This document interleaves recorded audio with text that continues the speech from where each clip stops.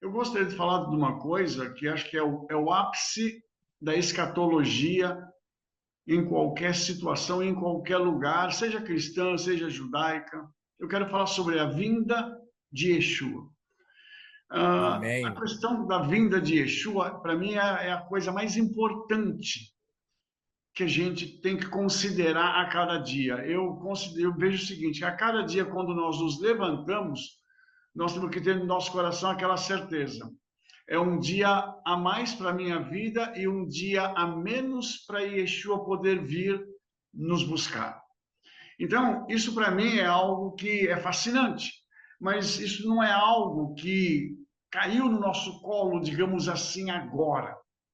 A vinda de Yeshua, ela foi marcada por uma série de passos até chegar onde nós estamos. E eu gostaria de retroagir um pouco na história, rapidamente, para falar aqui sobre alguns sinais da vinda de Yeshua. E lá em Mateus 24:32, Yeshua disse assim: Aprendei, pois, esta parábola da figueira. Quando já os seus ramos se tornam tenros e brotam folhas, sabei que está próximo o verão. Nós entendemos que essa profecia, essa palavra profética de Yeshua apontava já para a nação de Israel. Os irmãos sabem que Israel é uma nação jovem. Os irmãos sabem que Israel foi fundada, né, em 1948, a nação renasceu.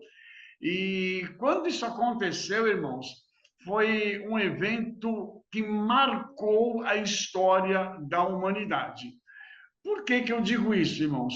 Porque se os cristãos estivessem atentos quando isso aconteceu naquela época, eles teriam se lembrado de uma profecia que está lá em Isaías 66:8, que diz o seguinte: Quem jamais ouviu tal coisa? Quem viu coisas semelhantes? Poder-se-ia fazer nascer uma terra num só dia? Nasceria uma nação de uma só vez? Mas Sião esteve de parto e já deu à luz seus filhos. Esse foi um evento marcante que brotou, aquilo explodiu no mundo, dizendo para o mundo o seguinte: a contagem regressiva para a vinda do Messias começou de forma definitiva. Quando Israel volta a ser uma nação, então o Messias agora tem um lugar para onde vir. Porque até então, irmãos, as profecias todas que diziam respeito ao Messias vir para reinar em Israel, elas eram tidas como coisas impossíveis de serem cumpridas, porque Israel não existia como nação. Então, quando Israel volta a existir como uma nação, historicamente isso aponta para o cumprimento das profecias e mostra que aquilo que era profecia agora se torna história. E isso eu acho que é uma coisa tremenda, porque nós temos visto a profecia se tornar história diante dos nossos olhos. Isso é algo tremendo, irmãos. O Senhor falou com o profeta Jeremias, dizendo a ele assim: Eis que eu os congregarei de todas as terras, para onde os houver lançado na minha ira e no meu furor, na minha grande indignação, e os tornarei a trazer a este lugar, e farei que habitem neles seguramente. Jeremias 32:37.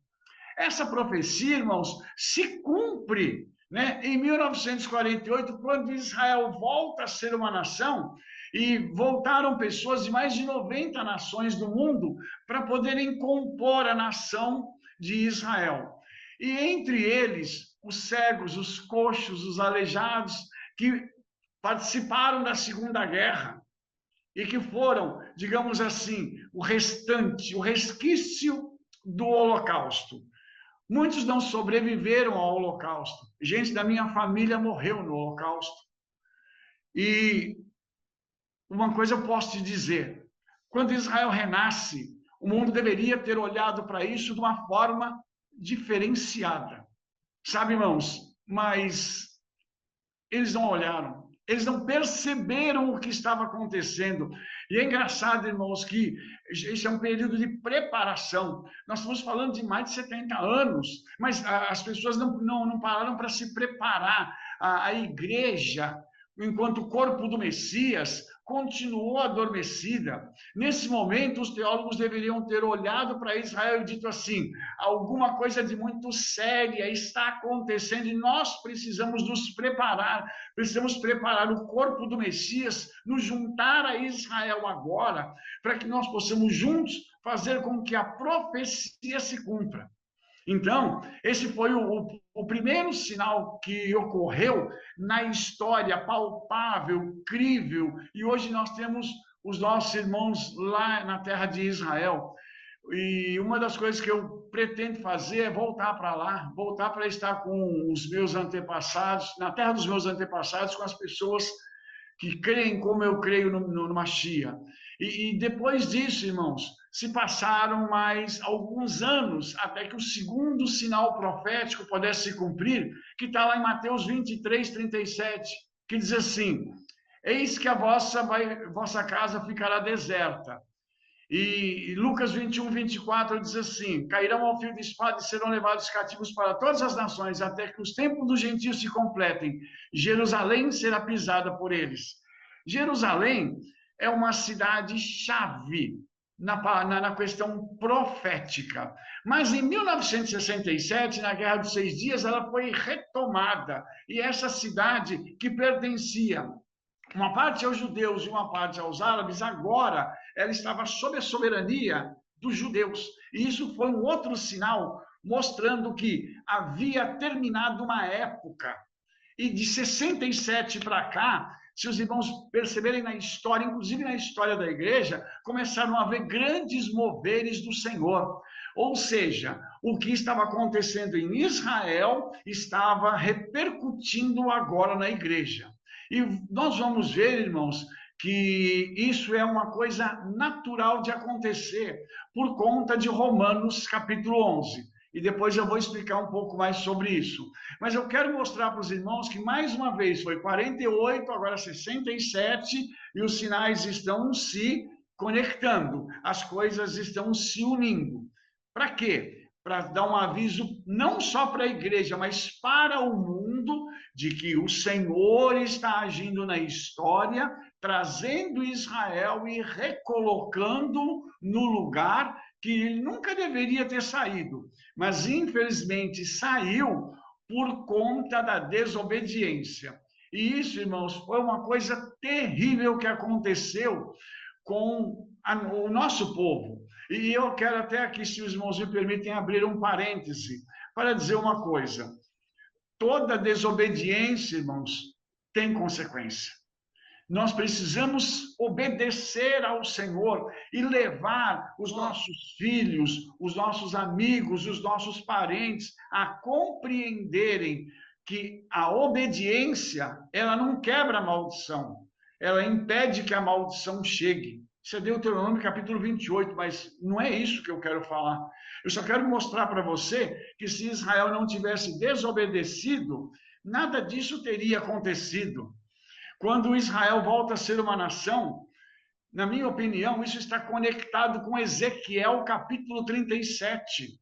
O ressurgimento de uma nação dos mortos. É como se Israel estivesse morto. E o Senhor faz aquela nação ressurgir, traz-os de volta e diz: agora vocês são o meu grande exército aqui nessa terra.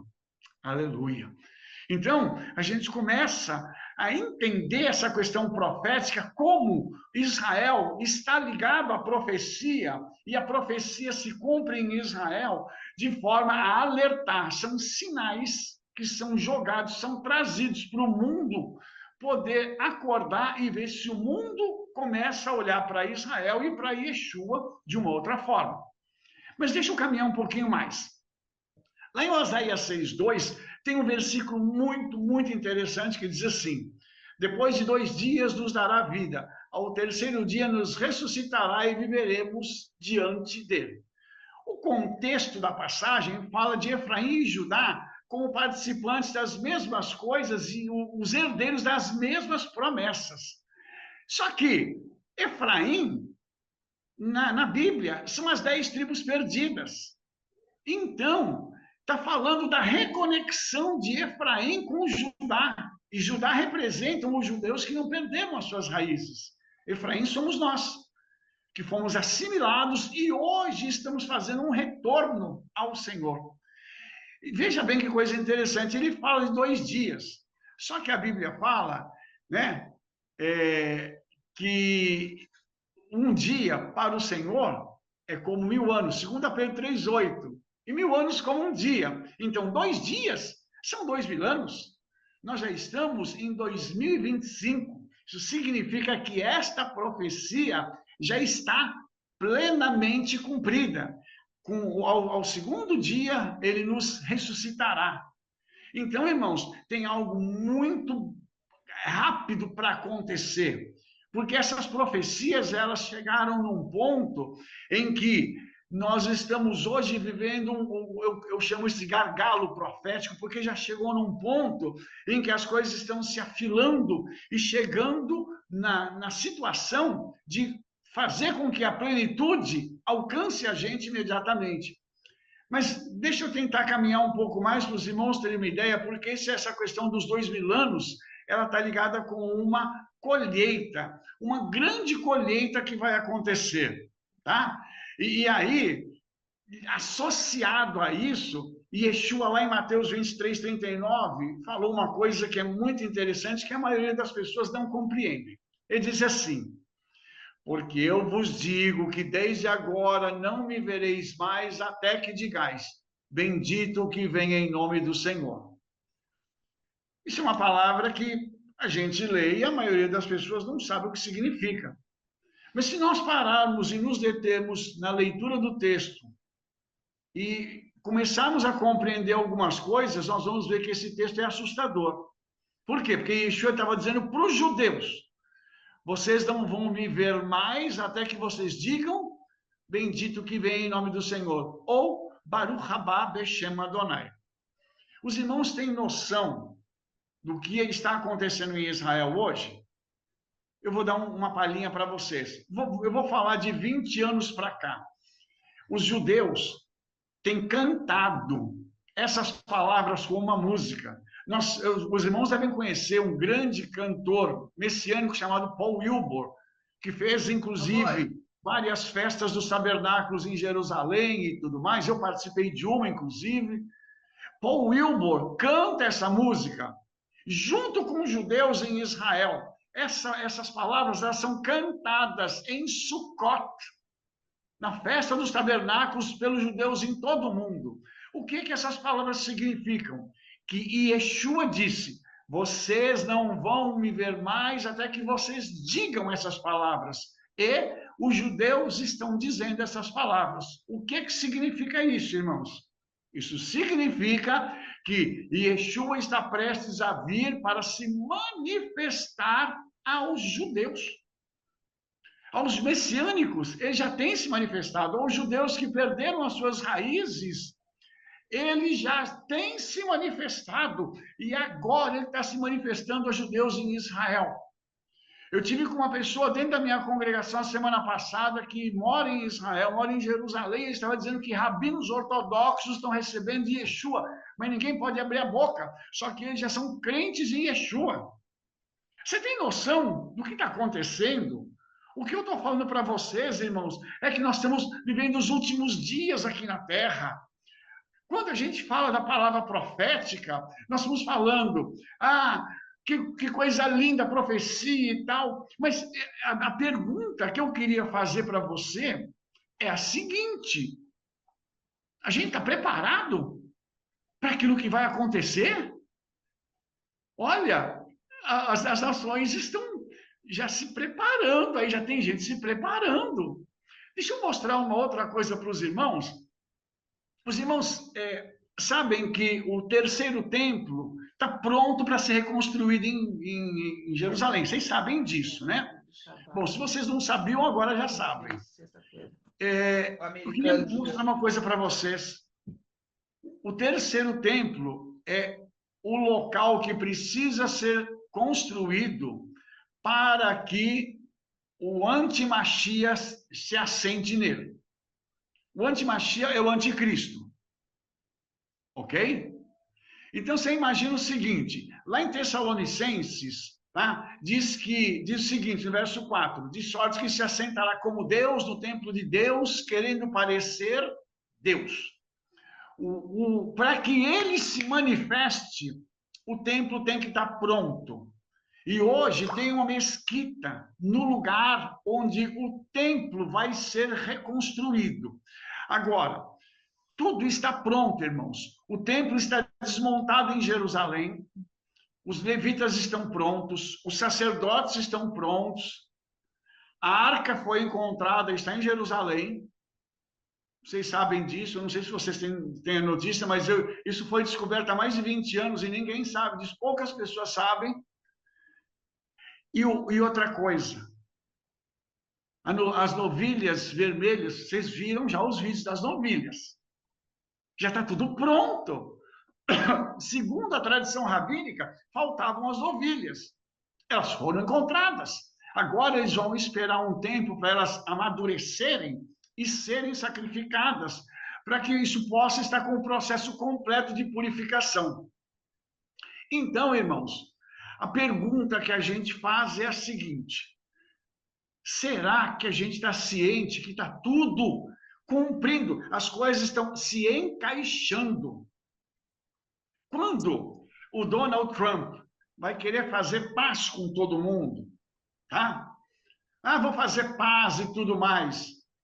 O que você acha que isso é sinal do quê? De que uma repentina destruição está para iniciar-se.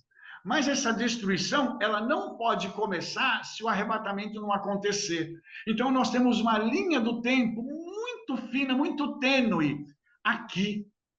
E veja bem o que eu vou lhe dizer agora. Eu tenho falado com a minha congregação que hoje nós precisamos focar a nossa vida no espiritual. Dinheiro, nós não vamos levar no arrebatamento. Casa, carro, nada disso. Então, nós temos que focar no espiritual. E eu tenho dito a eles, hoje, nós precisamos focar na nossa obediência à palavra do Eterno. E veja, irmãos, a coisa está tão séria, que as pessoas estão tendo sonhos com Yeshua. Crianças, irmãos, estão sendo arrebatadas, vendo as coisas na eternidade e estão dizendo assim, avisa, o Senhor diz para eles assim, avisa o meu povo que eu estou vindo buscá-los. Ou seja, nós não temos muito o que fazer a não ser focar nessa obediência, focar na nossa salvação, para que a gente não perca aquilo que nós já recebemos. O livro de Apocalipse diz assim, guarda o que tens, para que ninguém tome a tua coroa. O antimachia, o anticristo, os irmãos sabem que ele vai ser judeu. Todo mundo sabe disso, né? Por que ele tem que ser judeu, irmãos? Porque para ele entrar no templo e se assentar no templo, ele tem que ser um judeu e religioso.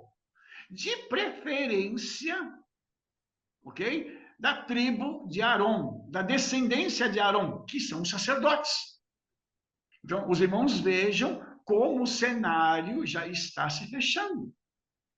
Então, irmãos, tudo isso está acontecendo e nós estamos vendo as coisas se mexerem em Israel, apontando tudo para a vinda de Yeshua. Deixa eu dar um outro dado para vocês. O Midrash diz que o Mashiach viria numa época de Shemitah. O que é Shemitah? Isso em Israel se trabalha no campo 6 anos e no 7º ano é o ano em que se descansa a terra. Então o lavrador, como ele não trabalha, ele vai estudar a Torá. Por quê? Porque o Senhor diz que daria uma bênção para o 6º ano, para o 7º ano e para o 8º ano. Aí você pergunta assim, por que, Rabino? Porque a colheita do 6º vai ter que chegar no 7º e depois ele vai plantar no 8º. Aí vai ter que ter mais um tempo para poder colher. Então, essa colheita tem que durar pelo menos 3 anos, do 6º ano. Então, você imagina o tamanho da bênção que teria que vir no 6º ano. E o que isso significa, irmãos? Quando vai ser o próximo Shemitah? 2029. Quando é que é o próximo ano de jubileu em Israel? 2030. Uau! Eu não sei se você está conseguindo pegar o que eu estou falando. Irmãos, nós estamos vivendo um tempo em que Shemitah e jubileu vão se encontrar. Jubileu é o tempo em que as coisas são devolvidas, há uma devolução de tudo. É um tempo sobrenatural em Israel. Então, eu tenho falado com o meu pessoal que a gente precisa fazer o que puder, porque eu não estou dizendo que Yeshua vem em 2029, irmãos. Mas olha, está tudo apontando para isso. Inclusive, tem um plano maligno para 2030, uma agenda para 2030. Na época do quê? Do jubileu. Então, se você pegar a palavra profética e começar a conectar a palavra profética com o que está acontecendo no mundo, você vai ver que os sinais são assustadores. E eles simplesmente estão falando para a gente o seguinte: corre, se santifica, faz o que você puder, se conecta com o Senhor, porque as coisas vão acontecer. Então, a nossa preocupação hoje está sendo essa. Eu tenho trabalhado, irmãos, falando nos meus vídeos, fazendo o trabalho que eu estou fazendo, para que eu possa trazer informação para os irmãos, para que eles estejam preparados para esse momento. Por quê, irmãos? Nós precisamos ter esse conhecimento e essa afinidade cada vez maior com o Yeshua através do Espírito Santo. Eu não posso falar de outra coisa a não ser disso, porque isso é a culminância profética de tudo aquilo que a gente está esperando. Então, os irmãos imaginam que quando o arrebatamento acontecer, irmãos, concomitantemente vão acontecer algumas coisas. O antimachia se manifesta. E, um detalhe, a construção, irmãos, do primeiro templo se deu e a inauguração aconteceu numa festa de Sukkot. Amor, Que a é a minha que eu festa vou. que fala sobre o Ficou final preso. da colheita. O segundo templo foi reconstruído e foi reinaugurado numa festa de Sukkot. O terceiro templo vai ser do mesmo jeito. Então, nós estamos aguardando que lá em 2029 vai acontecer alguma coisa, aquela mesquita vai cair, e eu quero até falar sobre um detalhe interessante sobre isso. Eu não sei se os irmãos sabem, mas ali em Israel passa uma falha geológica, tá? Essa falha geológica ela está no Vale de Cédron. O Vale de Cédron, você tem Jerusalém à frente e do outro lado você tem o Monte das Oliveiras. Então, no meio passa o Vale de Cédron. Os nossos irmãos judeus ortodoxos, eles creem que vai haver um terremoto em Israel e só vai cair um prédio. Os irmãos têm noção de qual é? A mesquita. Aí eles dizem o seguinte: nós vamos tirar tudo e reconstruir o templo. Então, eles já estão, irmãos, crendo que o sobrenatural vai invadir o natural e fazer com que a palavra profética se torne de novo história. Isso, desculpe, dentro desse contexto da vinda de Mashiach. Então, quando isso acontecer e o templo for reinaugurado, o terceiro templo, o que vai acontecer? A plenitude dos gentios entra. E é um tempo de arrebatamento. Por quê? Porque é o tempo do final da colheita do trigo. Então, veja que coisa interessante. Aí, irmãos, nesse mesmo momento, começa um evento que a gente conhece como Grande Tribulação, que está lá no livro do Apocalipse.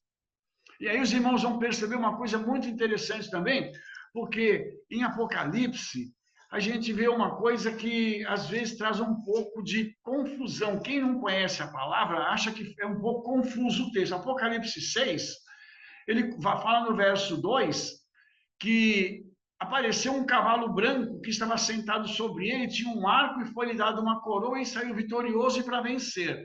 As pessoas acham que esse personagem aqui é Yeshua, mas esse é o anti-Machia. Você vê que ele tem um arco, mas ele não tem flecha. Ele sai para vencer porque ele vai conseguir o intento dele. E se os irmãos começarem a ler o texto de Apocalipse 6, logo em seguida, você vai ver que vai começar a acontecer tragédias. E por que essas tragédias vão acontecer? Porque quando o anti-Machia vier estabelecer a paz e começar a resolver tudo, vai estourar uma série de problemas no mundo. E alguém me disse assim, Rabino, mas isso é para estragar o que ele fez? Eu disse, não. As pessoas vão dar mais credibilidade ainda a ele, porque vão dizer assim, ele chegou e resolveu, agora vieram esses outros e estão trazendo toda essa confusão. Então, isso vai fortificar ainda mais a imagem deste homem. Então, irmãos, quando se fala muito em paz, a gente começa a ficar desconfiado. Voltando então um pouco aqui, a fala do Donald Trump, que ele quer ser esse mediador, essa pessoa, tal, isso aponta para o fim. E eu até queria falar uma coisa com os irmãos. Eu, às vezes, vejo nas redes sociais pessoas fazendo vídeo, fazendo live, falando do Donald Trump, falando do genro dele, aquela coisa toda. Você sabe como é que chama isso? Distração. Para tirar o foco da realidade. Por quê? Esses dois, irmãos, eles estão sendo usados pelo Senhor. Mas, na realidade, o anti-Machia vai ser um homem religioso. Para ele poder se assentar no templo, tem que ser um cara religioso, não pode ser qualquer um. Eu não sei se você conhece o judeu ortodoxo, mas o judeu ortodoxo, ele é chato para isso. E quando eu falo chato, eu estou falando no sentido dele ser zeloso. Ele gosta de tudo muito certinho. Então, antes do cara falar qualquer coisa, ele vai lá olhar a linhagem dele. Você veio de onde? Quem são seus pais? Quem são teus antepassados? Eu quero saber da sua vida, hoje e ontem. Para mim saber se eu posso dar credibilidade para você. Então, eles vão saber de tudo isso e, sabendo disso, eles vão, então, entronizar esse homem como Machia. Então, irmãos, nós estamos vivendo esse tempo, eu chamo tempo de fronteira, onde nós temos, as coisas não aconteceram, mas estão prestes a acontecer. Então, nós estamos vivendo entre dois mundos. Nesse mundo e esperando ansiosamente, e essa é uma ansiedade boa, o dia do shofar tocar. Porque na festa de Sukkot a gente toca o shofar. Então, se vocês imaginam que o shofar vai tocar, e Rabino Shaul fala isso em Tessalonicenses. E a voz do céu será ouvida. Por quem? Por quem é trigo. Um detalhe aqui técnico que eu queria dizer para os irmãos, lá na Torá, todas as vezes que o shofar foi tocado, aconteceu um milagre. E lembrando também que os nossos sábios dizem que o shofar, ele é o equivalente à voz do Eterno. Então, quando o Eterno bradar dos céus, ele está dando uma ordem, liberando algo para que os anjos venham e possam nos levar, para que a gente possa estar com o Senhor para sempre. Então, esse tempo que nós estamos vivendo é um tempo muito sério. É um tempo da gente se santificar. O livro do Apocalipse diz isso. Quem é santo, santifique-se ainda mais. Quem é sujo, suje-se ainda mais. E é o que está acontecendo. O mundo está se polarizando. De um lado, tem as pessoas que querem servir ao Senhor. Do outro, tem aqueles que querem nos matar. Sabe? E isso é uma coisa muito assim, isso é muito clara mesmo. Eu vejo que nós somos suportados, as pessoas nos suportam. Quando eu falo de nós, eu estou dizendo de mim, irmãos, porque eu estou aqui no Brasil, na cidade de Sorocaba, mas eu vejo que até o pessoal, às vezes, na igreja, eles ficam meio assim, porque eles dizem assim, o que esse judeu está querendo aqui? Né? Porque às vezes a gente é convidado para evento, para conversar, às vezes com autoridades, e às vezes eles olham a gente de uma forma meio de soslaio, né? E isso é muito interessante. Mas eu queria até falar uma coisa para os irmãos também, que Israel sempre foi e hoje é mais ainda a cabeça do mundo. Porque tudo aquilo que o mundo tem hoje foi invenção do nosso povo. Os irmãos sabem que nós estamos falando através da tecnologia. Quem inventou isso aqui foram os nossos irmãos judeus. O celular, com o chip dentro dele, tudo invenção de judeu. Então, eles fizeram... o nosso povo tem feito muitas coisas. E para desespero desses caçadores de justos, né? Eu não vou nem falar de crente, irmãos, porque crente até o diabo é, e a Escritura diz isso, mas eu estou falando de justo. E essa palavra em hebraico é tzadik, e ela fala muito, não só do caráter, mas da postura que nós temos diante do Hakadosh Baruch Hu, diante do Senhor. Então, eu gostaria de terminar essa palavra, acho que eu passei do horário aqui, se eu não me engano, né? Mas, os irmãos, me perdoem se eu passei do horário, mas eu gostaria de terminar essa palavra falando para você o seguinte: é um tempo em que a gente precisa se cuidar. É um tempo que a gente precisa olhar para a nossa vida e falar assim: o que eu estou fazendo com a minha vida? Quais são os meus alvos futuros? Eu estava conversando com uma pessoa e me perguntou assim: qual que é o teu sonho? Eu falei: meu sonho agora é voltar para Israel e viver lá. E terminar a obra que o Senhor me deu, que Ele me colocou nas minhas mãos uma obra. Eu acho que na minha apresentação está aí, né? Que é a tradução do Novo Testamento e o comentário do Novo Testamento, versículo por versículo, direto hebraico. Eu vou terminar isso daqui 2 anos e meio, irmãos. E só para vocês terem uma ideia... Aleluia. Esse aqui é um A4, é o tamanho da obra. Veja bem, aqui tem 464 páginas e tem 6 livros comentados. Então, eu estou fazendo isso, eu estou agora trabalhando no livro de Romanos, e depois disso faltam mais 5 livros para mim terminar todo o Novo Testamento. Então, eu falei para o Senhor que eu quero deixar isso como um legado, para aqueles que querem estudar a Bíblia, querem ter conhecimento nos originais, porque dentro do Novo Testamento tem muito segredo, irmãos, vocês não têm noção do que tem dentro da Bíblia. Todas as vezes que eu estou estudando, eu fico arrepiado, eu falo assim: Senhor, tem misericórdia de nós. Aqui, por exemplo, no livro de Judas, eu descobri o local de onde Satanás caiu, porque todo mundo fala assim: Satanás caiu do céu. Mas caiu para onde? De onde para onde? Ninguém explica, né? Apareceu aqui até aquela teologia dizendo que ele caiu na hora da criação, em Gênesis 1:2, né? Que a terra tornou-se sem forma e vazia. Dizem que ele destruiu a criação. Mas eu, na realidade, descobri uma outra coisa dentro do texto hebraico. Na tradição judaica, só para me encerrar, irmãos, tá? Só para você poder entender como que isso é tremendo. Na tradição judaica existem 7 céus. Satanás ficava no 5º céu, que é o lugar onde os anjos são especialistas em louvor e adoração. Ele cai de lá para o 3º céu. Por quê? O 3º céu é o lugar onde está o inferno. O inferno está de um lado e o céu está do outro, que nós chamamos de Gan Eden, o jardim do Éden. Então, quando ele cai, ele vai para o inferno. Ele vai para o 3º céu. E aí a gente entende aquela parábola de Yeshua, do rico e do Lázaro, que eles têm contato visual. Aí a gente entende isso. As pessoas falavam assim: isso aqui é uma invenção de Yeshua, isso aqui é uma coisa que ele... Não é não.